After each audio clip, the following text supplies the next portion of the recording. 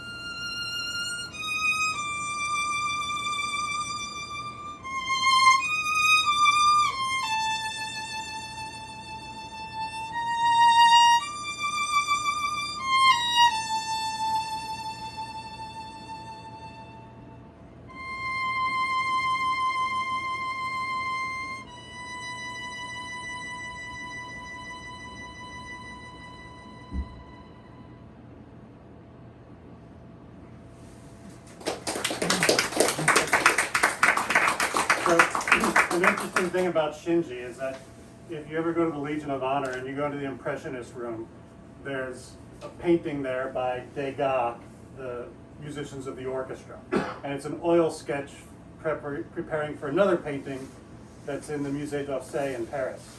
And you see a bass sticking up there. Well, that guy was a friend of Degas, and that bass was a famous bass, and it belongs to Shinji. And it's all documented. You can read about it on Wikipedia. And Shinji just submitted this piece, and he won an award. He just told me a few days ago, the Global Music Awards. He got the bronze medal for that, so it's very nice. Okay, now we have a piece by Linda Marcel. She's a New York composer. She was my music theory teacher when I was in high school. And she wrote this piece for me based on an oil painting by Nina Fabunmi. And she's also at Hunter's Point. It's called Raven's Dance, and it's inspired by this painting called In the Shallows from 2019. And Linda was just drawn into the eye of this raven and thinking about what his life is like. So this piece is sort of a day in the life of this raven. You're going to hear him walking around awkwardly.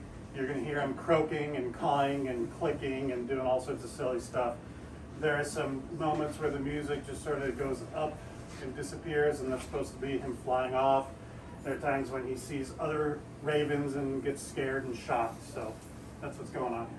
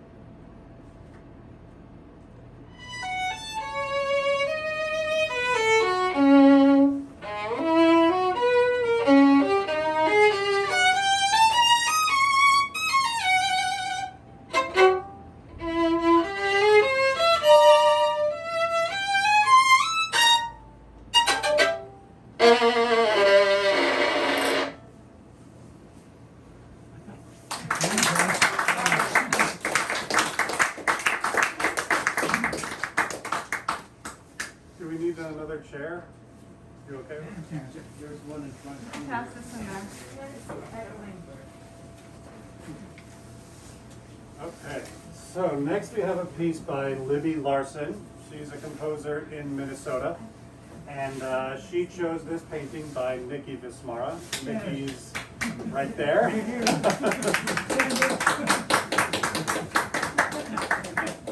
Nikki, is there anything you want to say about your painting? No pressure? So that painting, it's part of a series of, I think there's 5 or 6 other paintings, and the one that Dan has is the smallest one in the series. So the title of the painting that Dan has is SFHP, and it's for San Francisco Hunters Point, where my studio is, and it's on a decommissioned naval base that's on the water. So the series started when I got a dog, and I would walk around and walk out to the water, and it's kind of, the whole series is based on kind of looking at the sea and the sky at the same time. And if you've never been to the shipyard, you should come when we do our next open studios. It's a really interesting, inspiring place. And I was honored that Libby Larson selected my painting. And when I first heard the music, I was just blown away that how, just from her seeing an image of it, she was able to capture kind of exactly what I was, expressing in the painting. What size is that, Nick? 30 by 40? Yeah. It's acrylic on canvas. So what you can hear in this is repeated E strings like this. And that's supposed to represent all the brush strokes. It took her a long time to write this, and she really wanted to convey like dust in light, basically. And she had these ideas of what she wanted to do, and it took a little while, so she named it The Only Way Through Is Slow. And she came up with this great piece of music. So here it is.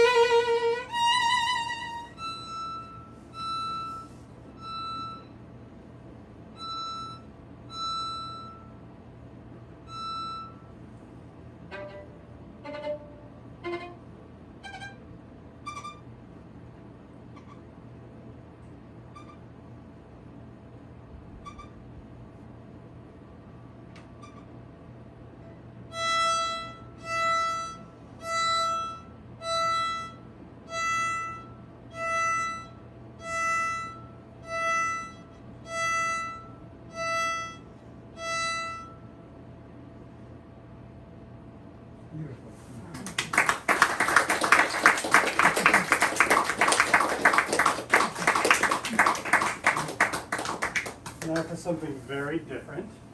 We have a piece by Emily Onderdonk. She's a violist who lives in Berkeley. And you may have seen her play with Quartet San Francisco. She does a lot of crossover stuff. And I know her from the Sacramento Philharmonic where I play. She's our principal violist. And she's got this group now called Vitamin M that mostly does her compositions and her arrangements.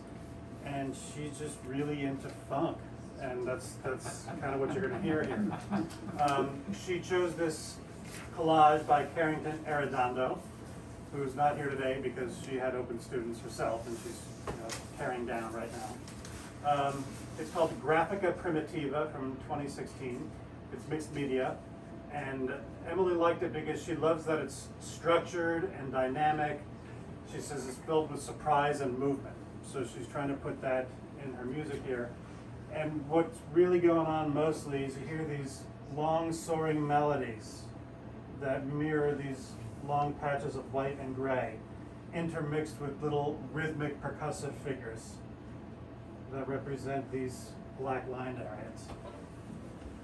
This was originally written for a string trio, but then I came up with this whole solo project and I said, hey, can you make me a solo violin version? So she did.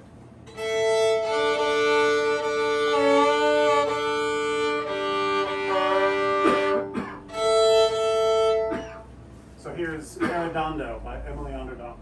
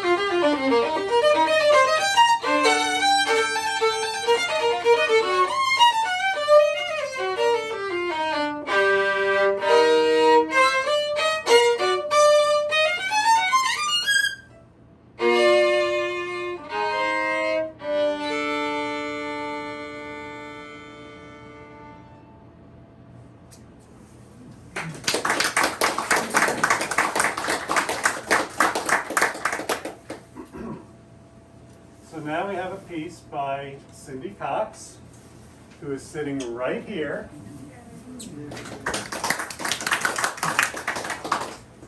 And she chose this painting by Victoria Vidal, who can't be here today, she's out of town. The painting is called Into the Light.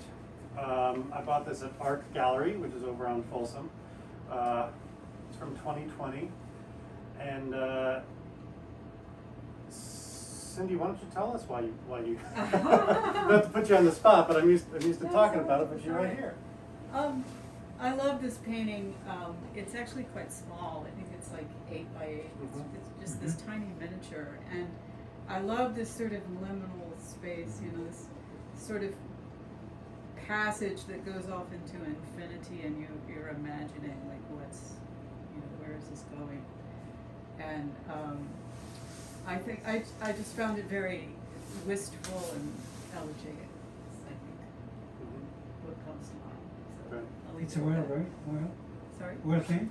Oil on canvas. Yeah. Yeah. Beautiful.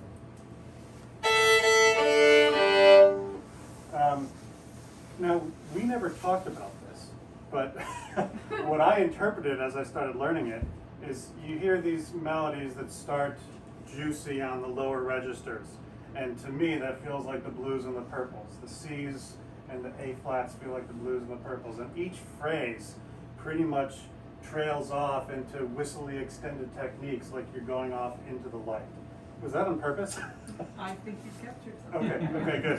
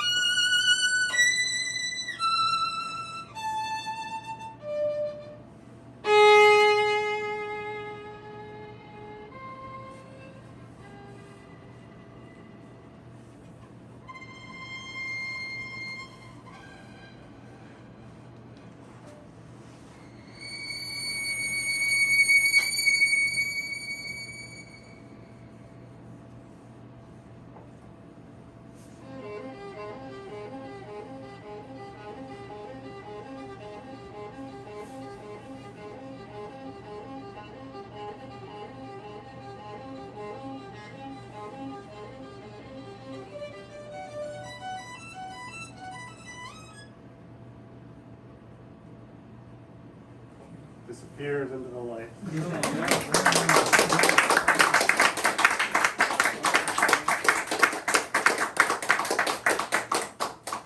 Perfect timing. We now have a piece by Matt Stuckey, who's sitting right over there on the steps. He's a former student of Cindy at UC Berkeley, and I've played his music in a few different orchestras, but I got to know him recently because his son Milton was my student, and I think that's why he made time to write a piece for me. Anyway, he said yes right away and wrote it very quickly, and I couldn't be happier. It's inspired by this painting by Rachel Dwan, which is called Shadow Breaking, and that's the name of the piece also. Do you want to say anything about it? Okay, he chose it because it evokes the often quiet, solitary struggle to find light in periods of darkness. And I actually wrote that quote down in here because I always try to keep it in mind. And so that's what's going on here. You're gonna hear some coldness. You're gonna hear a little bit of warmth breaking through. You're gonna hear timbres sort of refract and break, like what you see in the painting.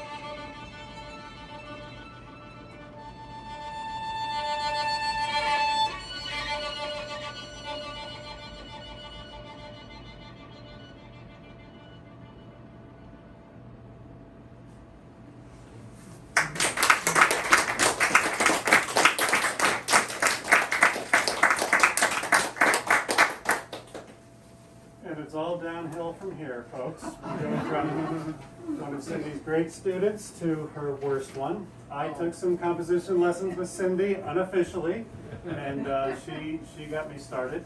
And next is a very early piece that I wrote. I think it's maybe the third or fourth piece. Cindy hasn't heard it. I'm so sorry. It is inspired by a series of metronome sculptures by Sean O'Donnell.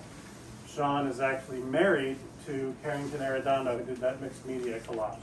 And he's also unable to come today because he is tearing down all of his sculptures from the walls at Art Gallery as we speak.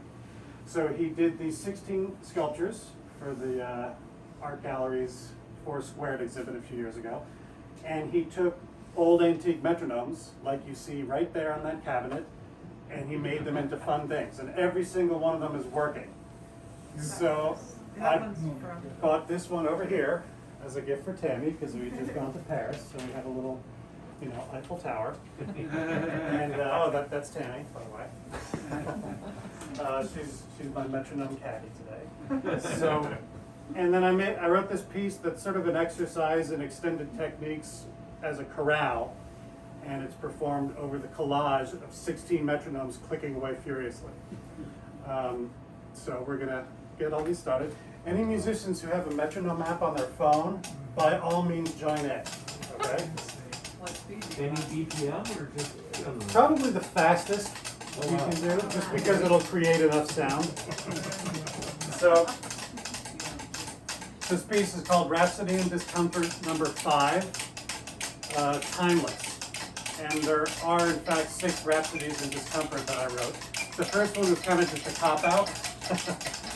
And then I liked this Rhapsody in Discomfort idea, so I kept going. Here it is.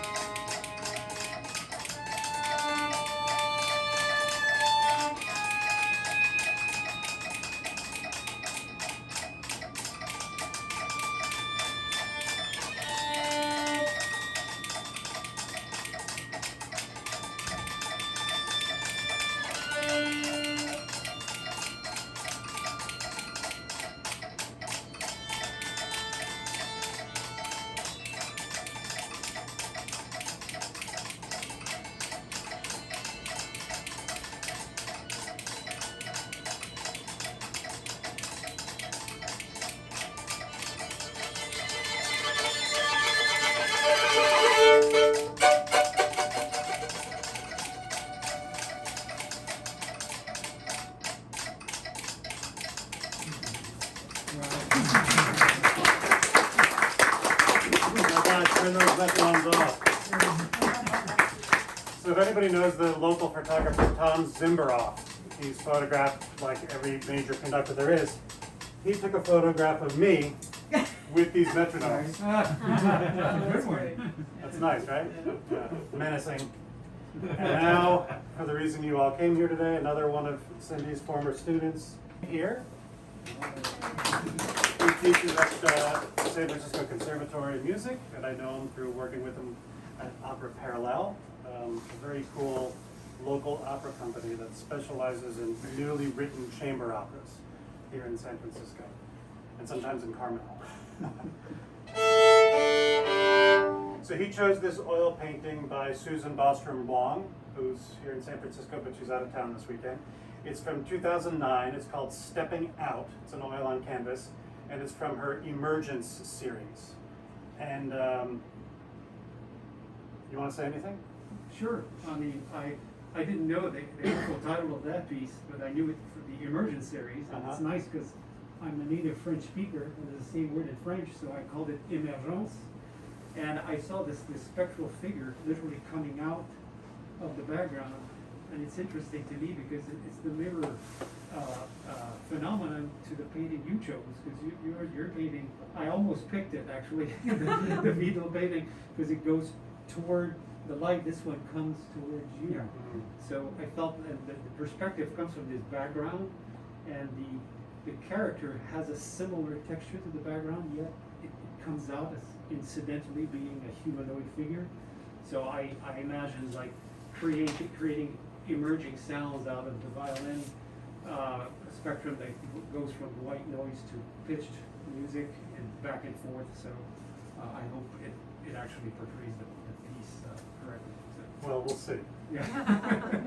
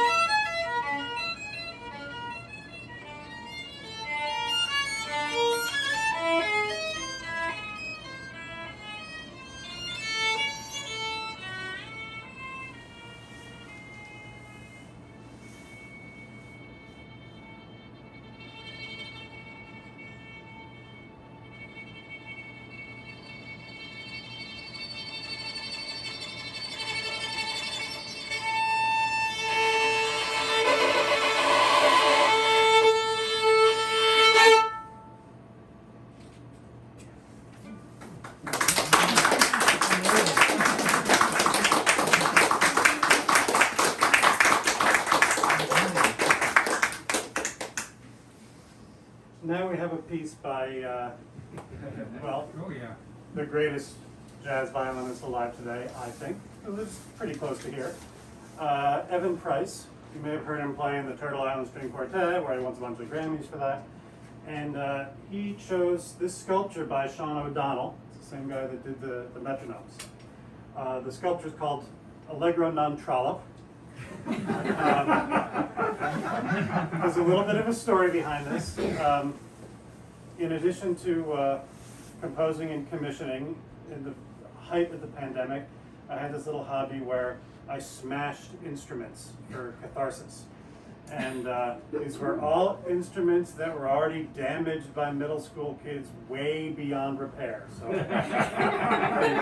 I saved these things from the dump, okay?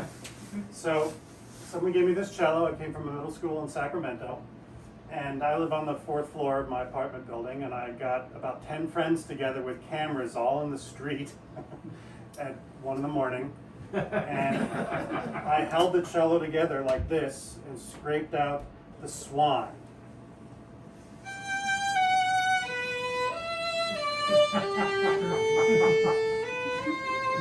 You know, the Saint-Saëns piece. And it's the first time I've ever played a cello, and it was horrible, and I screamed, "This cello sucks," and I threw it off the roof, and we have it filmed falling down 4 stories, smashing on Solano Avenue. And I made a video. You can go watch it on YouTube anytime. It's called Cello Chuck 2020. I made a few enemies with it, but you get to see this thing fall and smash a few dozen times in slow motion from different angles, while you hear the cellist Michael Graham play the swan beautifully. So it's a nice little thing. Anyway, I asked Evan to write me a piece about this, so he wrote a piece called Blue Swan. Blue because it's a blues, and Swan because he's quoting Saint-Saëns' The Swan all over the place.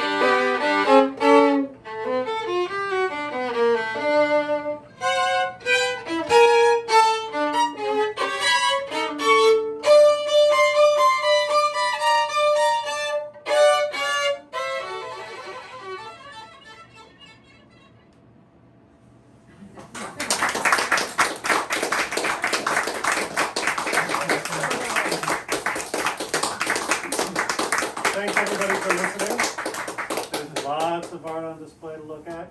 I believe it's all for sale. There are some prints of that painting. And don't forget a program. You can read all about this project and playing concerts all over the place with these pieces. Paris, Rome, London, Houston. All right, let's hang out. Thank you.